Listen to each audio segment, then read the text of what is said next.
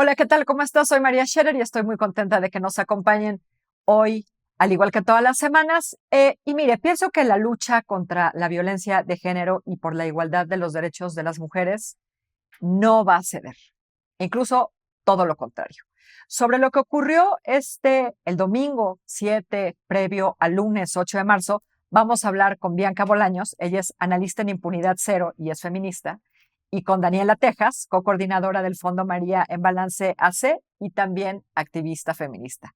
Daniela, Bianca, qué gusto tenerlas aquí. Un gusto estar con ustedes, María, Daniela.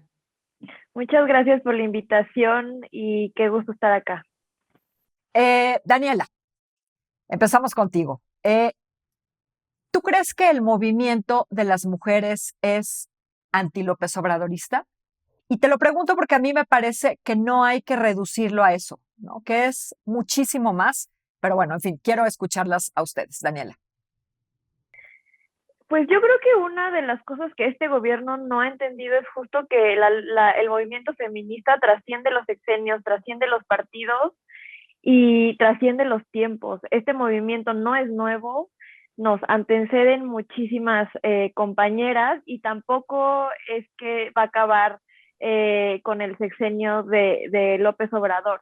Creo que justo hay que entender que las reivindicaciones, que las luchas, que las exigencias llevan muchísimo tiempo y que el gobierno no está actuando para satisfacerlas, para hacer algo, pero esto es algo que va a trascender y que creo que justo una de las cosas que estamos luchando por hacer es tener esa interlocución con el gobierno actual, pero eso es algo que llevamos haciendo desde hace muchísimos años.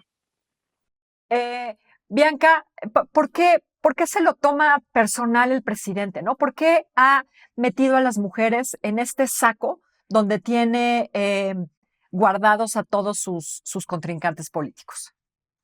Justamente como lo mencionas, creo que una de las cosas que ha pasado con esta administración es que nosotros no somos las primeras que estamos en ese saco que mencionas, María, sino que en ese saco han entrado sociedad civil, ha entrado como cualquier persona que piense distinto al presidente, que creo que es una de las cosas que está pasando hoy en día, ¿no? Pensábamos en algún momento, y creo que yo fui una de las personas que pensó a inicios de 2018 que este movimiento de la 4T iba a ser como un movimiento más feminista. Empezamos a ver que justamente una de las cosas que tenía esta administración es que empezaba a poner a más mujeres en puestos de representación feministas y que íbamos a tener como una respuesta, digamos que desde otra óptica, ¿no? Desde que iba a haber más soluciones, y lo que vimos es que todo lo contrario, desde la investidura del poder hemos visto distintas acusaciones, y que creo que una de las cosas más graves es que se haya hecho, o sea, que se esté centrando en la violencia que ejercen, digamos, que se ejercen en la supuesta violencia que se ejercen en las manifestaciones y no en las distintas violencias que nos atraviesan. Y otra cosa es que también, pues el tema de que desde el poder no estemos viendo las soluciones que queremos y que también no estemos, al contrario, no estamos viendo distintos recortes en distintos programas para las mujeres, y que creo que al final, pues si este movimiento no está acorde a lo que se supone que debió haber sido el inicio del sexenio y que ahorita no lo está haciendo, pues definitivamente lo va a tomar como una oposición o lo va a tomar como un ataque claro a su administración. Sí, Daniela, las demandas de las mujeres son muchísimas, son de muy diversa índole, ya las nombraremos más adelante, pero este año sí tuvieron un protagonista o un protagonismo especial algunas expresiones. Me dirán si están de acuerdo, contra el feminicidio, contra el abuso sexual, contra la violación, es decir, la falta de seguridad sexual. ¿Están de acuerdo con esto? ¿Así lo ven? Sí, creo que un tema importantísimo justo es darle esa visibilidad que creo que hace mucho que no teníamos a el contexto de violencia sexual que vivimos las mujeres y otras identidades. Y creo que el caso de Salgado Macedonio en Guerrero es como la cúspide de esa demanda de que no podemos estar en este contexto tan adverso de violencia sexual y de que una persona que está acusada de violación esté como compitiendo por un cargo como una gobernatura. Pero además de eso, me parece que también la lucha por el aborto legal y seguro ha sido un tema que este año ha tenido muchísima luz y muchísima exigencia. por supuesto, la lucha contra los feminicidios. Y creo que también está todo el tema de que más mujeres estén en cargos públicos, de funcionarias públicas de cargos políticos, y la violencia política que se está dando a cara de las elecciones de este año. Bianca.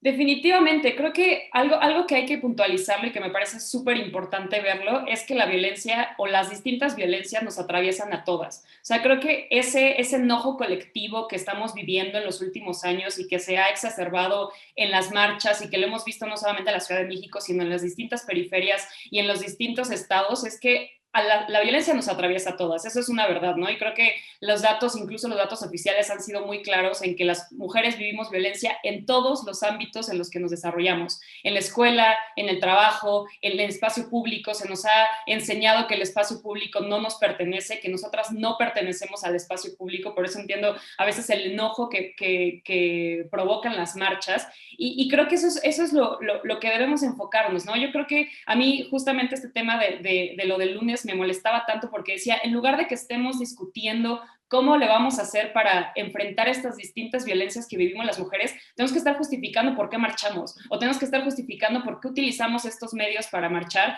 y eso es realmente desgastante. Y creo que empezar a reconocer que todas las mujeres en este país, y de acuerdo a datos oficiales, y te aseguro que son muchos más, hemos vivido violencia. Creo que es uno de los pasos claves para entender el movimiento y para entender el enojo y para entender pues todas las distintas acciones que se han tomado en todos los estados y que a todas nos ha atravesado, no solamente en la Ciudad de México, en Puebla, Aguascalientes, en todo el país nos ha atravesado la violencia de todas las edades, mujeres indígenas, mujeres trans. Creo que eso es lo importante, ¿no? Empezarlo a visibilizar y saber que todas estamos pasando por escenarios de violencia y que por eso es lo que ha fortalecido el movimiento feminista.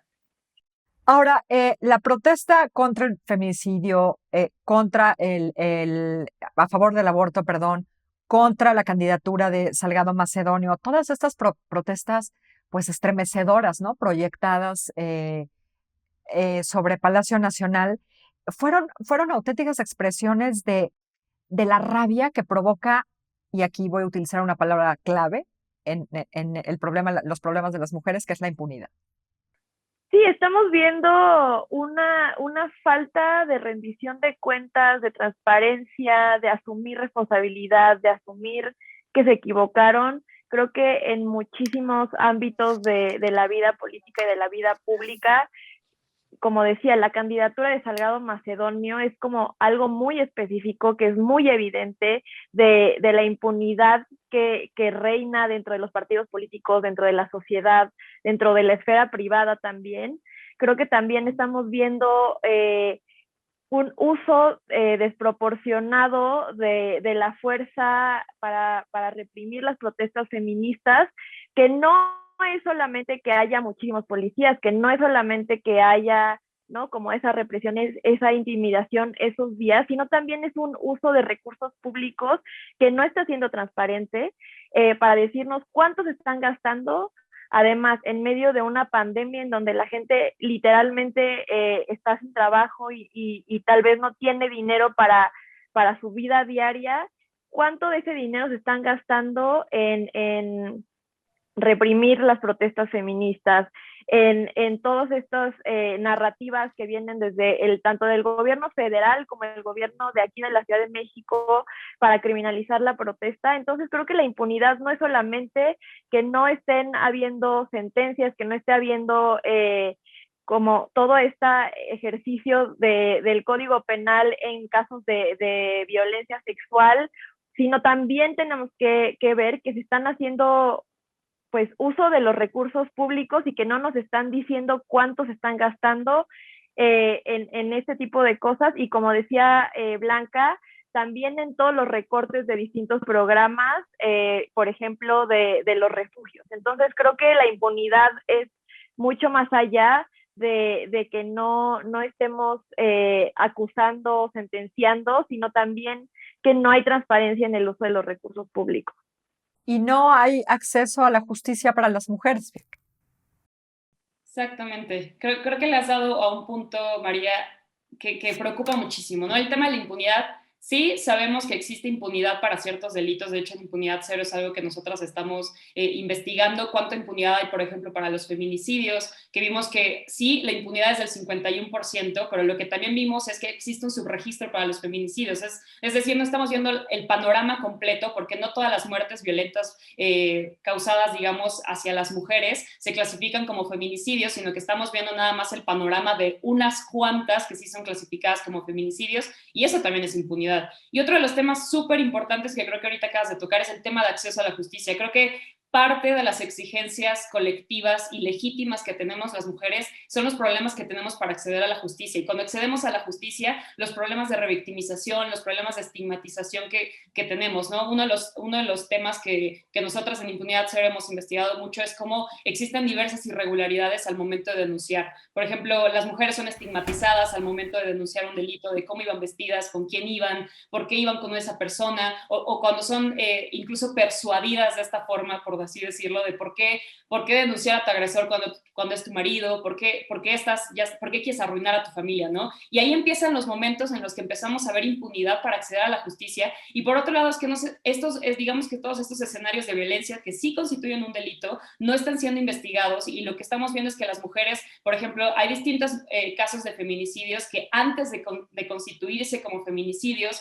fueron denuncias de violencia familiar, fueron denuncias de violaciones, fueron denuncias de agresiones o de tentativas de feminicidio. Lo que estamos viendo es que tampoco las autoridades están haciendo las líneas claras de investigación, y creo que lo que a mí más coraje me da es esto de saber que muchos en el mundo, el 60% de las muertes de las mujeres son hechas por un familiar, por una persona cercana, y las líneas de investigación son muy claras. Si una persona o una mujer es encontrada en su casa sin vida, las líneas de investigación es muy clara que alguien cercana a ella fue la que cometió este delito, y lo que estamos viendo es que los casos por feminicidio, no hay líneas de investigación claras, llevan años en la investigación, lo que hacen es darle una oportunidad al agresor para fugarse y para digamos que empezar a hacer una defensa y hacerlo, digamos que de distinta forma. Y creo que eso es algo de lo que más digamos que hace el enojo colectivo de todas estas mujeres que hoy estaban en el muro enfrente de Palacio Nacional, que no son cifras, sino que son historias, y que lo peor es que muchas de ellas quisieron acceder a la justicia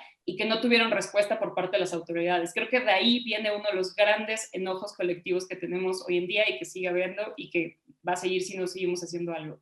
Sí, hay decenas de miles de escenarios de violencia y de muertes que pudieron ser absolutamente evitables. Ahora, Daniela, lo has mencionado ya un par de veces, pero quiero preguntarles en específico, ¿qué papel jugaron este año Salgado, Macedonio y Ruemer? ¿Fueron algo así como símbolos de las agresiones sexuales que padecemos millones de mujeres cada año en este país? Creo que estos dos casos específicamente apelaron a más audiencia de la que ya tenía el movimiento feminista. Es decir, se ve muy claramente el nivel de impunidad, el nivel de encubrimiento, el nivel de violencia sexual y de que no importa cuántas denuncias tenga alguien, puede como seguir con su vida en este sistema. Entonces creo que fue muy importante para el movimiento feminista como tener estas nuevas audiencias de mujeres que tal vez como no estaban convencidas, estaban en una área gris o sea, de acuerdo al movimiento feminista, y a partir de estos dos casos como que están pues muy visibles todos estos niveles de violencia simbólica.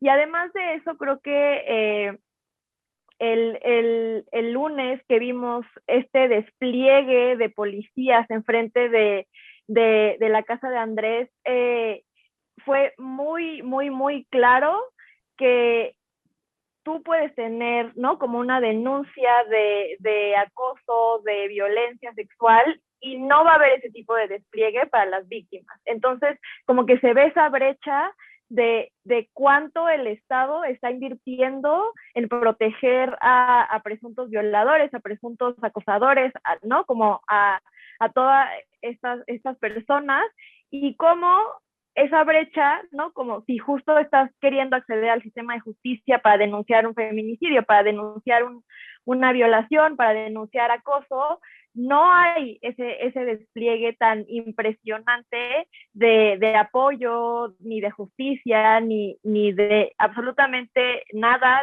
de parte del sistema. Entonces, esa brecha creo que ha sido muy importante y creo que ahora podemos ver a más mujeres que están sumamente enojadas y que están mucho más identificadas con el movimiento feminista y que además están pues viendo que este enojo es súper válido y que se están dando cuenta de que no hay protocolos para esa rabia, ¿no? Sino más bien deberíamos de no juzgar y más bien deberíamos de seguir exigiendo que esos casos sean resueltos, que la candidatura de Salgado Macedonio no se lleve a cabo, que haya justicia para todas las víctimas de Andrés Bremer y que realmente podamos tener un contexto en donde haya rendición de cuentas, nada de impunidad y justicia para las mujeres.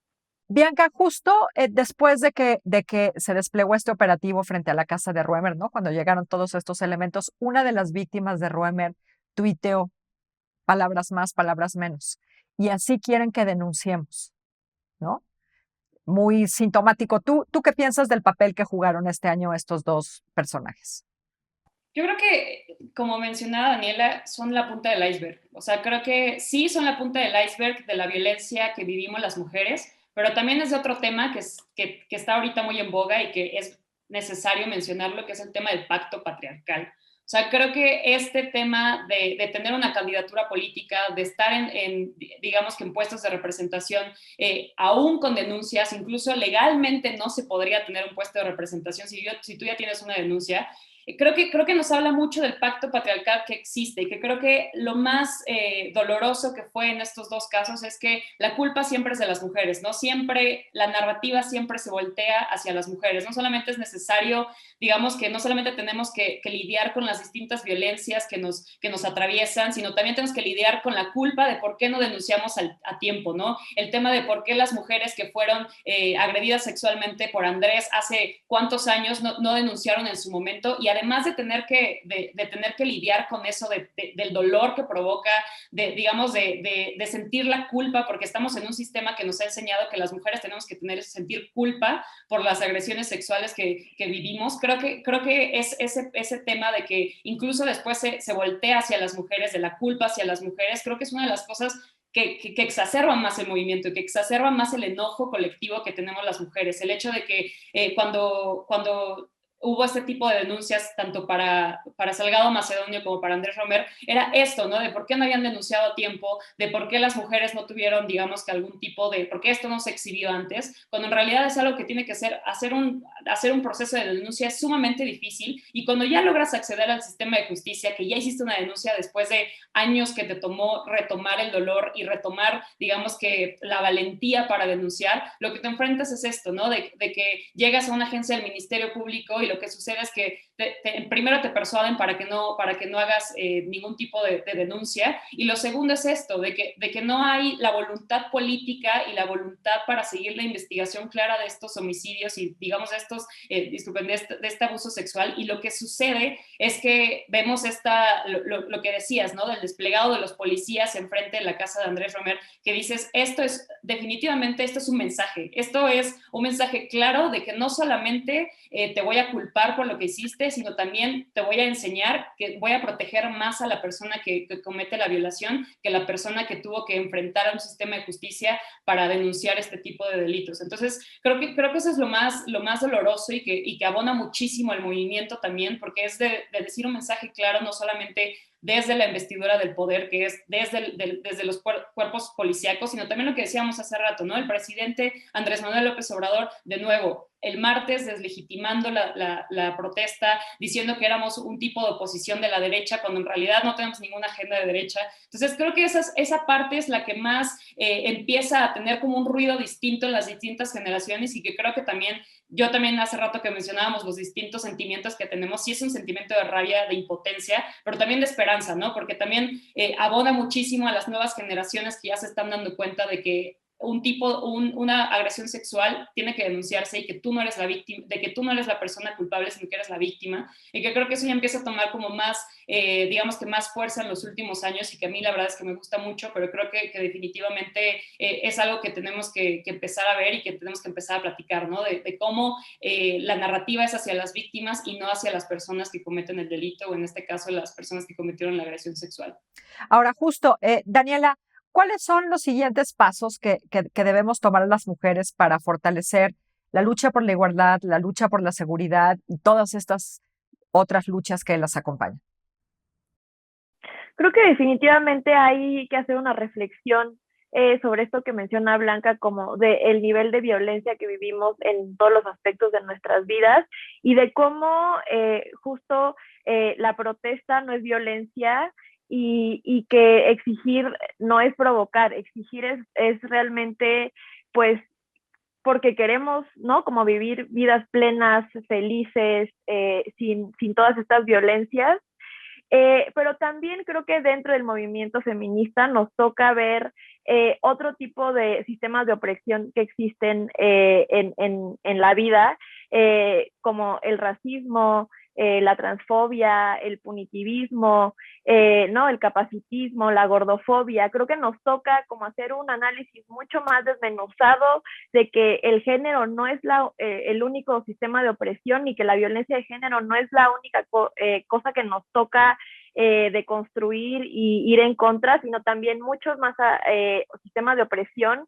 Y en ese sentido me parece que para mí el futuro tiene que ser cuestionarnos realmente estos conceptos grandes que tenemos, como justicia, como verdad, como memoria, no como víctima, como violencia, porque creo que se está tomando un camino dentro del feminismo, sobre todo institucional, hacia el punitivismo, hacia aumentar las penas para el feminicidio, hacia aumentar, ¿no? Como el catálogo de delitos, hacia robustecer el código penal, y esas medidas realmente no están atacando la raíz de los problemas, están solamente siendo paliativos, muy, digamos, populistas para los políticos y las políticas, de decir que están haciendo algo, pero eso no está cambiando realmente las condiciones de vida de las mujeres, no está, ¿no? Como no está habiendo menos feminicidios, no está habiendo menos casos de acoso, no está habiendo menos casos de violencia sexual.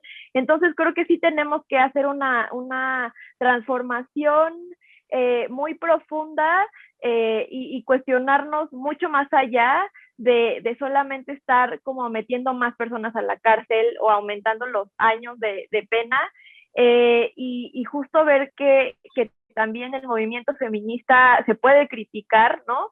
Y que muchas de las cosas que tal vez proponíamos en el pasado son sumamente racistas, sumamente transfóbicas, sumamente capacitistas, y ver cómo podemos salir de esa lógica de feminismo que básicamente no está en contacto con la realidad, ¿no? Entonces, creo que también ahora nos toca ver qué quieren las víctimas. Muchas víctimas, su sentido de justicia no es precisamente meter a las personas a la cárcel, y eso está bien. Esos procesos van de cada quien, y creo que justamente como ofrecer opciones de qué se puede hacer es sumamente importante. Entonces yo me quedaría con que nos toca hacer pues un pensamiento y un conocimiento mucho más profundo, y un análisis mucho más profundo, y también creo que seguir demandando lo que estamos demandando en este gobierno, y ver cómo hacemos para, por ejemplo, que Salgado Macedonio no tenga esa candidatura. Bianca, ¿qué sigue? Pues definitivamente creo que Daniela le ha dado dos puntos clave, que es el punitivismo y el tema de la reflexión. Yo creo que al exterior del movimiento, creo que sí es muy necesario que empecemos a ver y visibilizar y hacer como esta reflexión colectiva de que sí existen distintas violencias que nos atraviesan a las mujeres. Creo que ese es un primer paso, ¿no? Reconocer que sí existe un escenario de violencia y no solamente, digamos, que desde la lógica del poder, sino también desde la lógica desde la sociedad, ¿no? O sea, de que también la sociedad empiece a visibilizar y empiece a darse cuenta que sí existen distintos tipos de violencias que nos atraviesan a todas las mujeres. Creo que al final algo que hace, digamos que muy legítimo el movimiento de feminista en México y que lo caracteriza mucho es el tema de que a todas nos ha atravesado la violencia y que nunca nos dimos cuenta, digo, siempre veíamos como el movimiento, yo no sé, yo hace muchos años veía el movimiento y decía, es que todavía no me logro identificar, y cuando te pasa a ti y cuando te das cuenta y en verdad empiezas a tener como este ejercicio de introspección de decir, esto fue violencia, esto que viví, esto otro que viví también fue violencia, creo que empiezas a decir, esto es un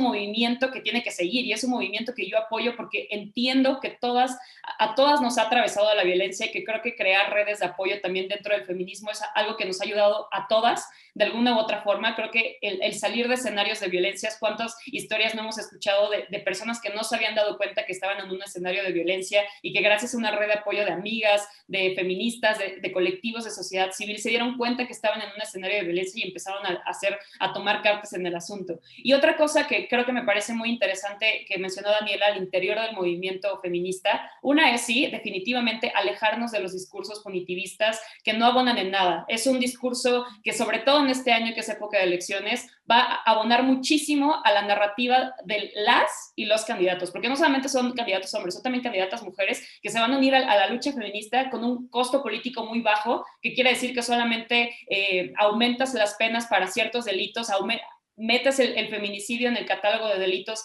que merecen prisión preventiva oficiosa, y lo que hemos visto con el homicidio doloso es que desde 2008 existe el catálogo, está en el catálogo como delito grave que es prisión preventiva automática, y lo que hemos visto es que ni siquiera la incidencia, ni siquiera el número de homicidios dolosos ha ido a la baja, y ni siquiera la impunidad hoy en día de homicidio doloso es de más del 90%, 89%. Entonces creo que esos discursos no abonan en nada y ni siquiera van digamos que al problema en lo que es realmente. Y creo que otra de las cosas, y que creo que ahí sí es un poco más debatible, y que creo que ahí sí me gustaría mucho como invitar un poco a la reflexión al interior del movimiento, es esto, ¿no? También uno es reconocer que las violencias nos afectan de distinta forma a distintas mujeres. Las personas que vivimos en la ciudad no es la misma violencia que enfrentan las comunidades indígenas, la violencia que enfrenta una persona, una niña en una ciudad o una niña en una comunidad indígena es muy diferente. El tema también desde una posición de poder, cuáles son las distintas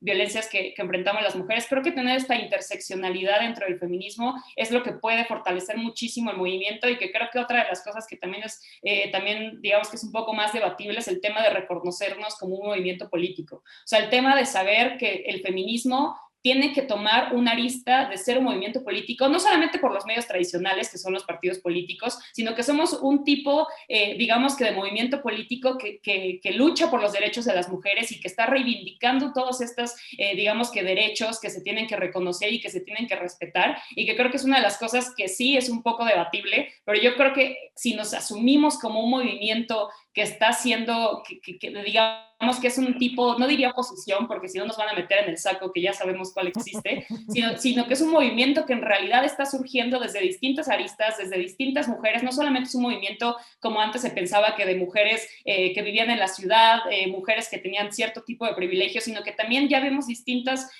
manifestaciones de feminismos en distintas comunidades indígenas, en distintas ciudades, en distintas generaciones, y que creo que asumirnos como ese movimiento político que somos, creo que es una de las cosas que más abonaría para empezar a tener agendas y para tener mayor representatividad, no solamente en nuestras comunidades, sino también a nivel federal, tener mayor representatividad de las luchas de los feminismos, de los distintos feminismos que existen en México, en un puesto de representación popular, pero también en las distintas agendas políticas que existen. Entonces creo que esas dos reflexiones yo me quedaría como para abonar al movimiento feminista, y que creo que definitivamente ya nos encontramos, pero ahora tenemos que empezar a construir narrativas y empezar a construir lazos para empezar a posicionar la agenda feminista y la agenda de los derechos de las mujeres. Este movimiento sí es transformador. Gracias, Daniela. Gracias, Bianca. Muchísimas gracias por haber platicado conmigo. Muchísimas gracias. Y muchísimas gracias, como siempre, sobre todo a ustedes. Aquí los veo la próxima semana en Latinos.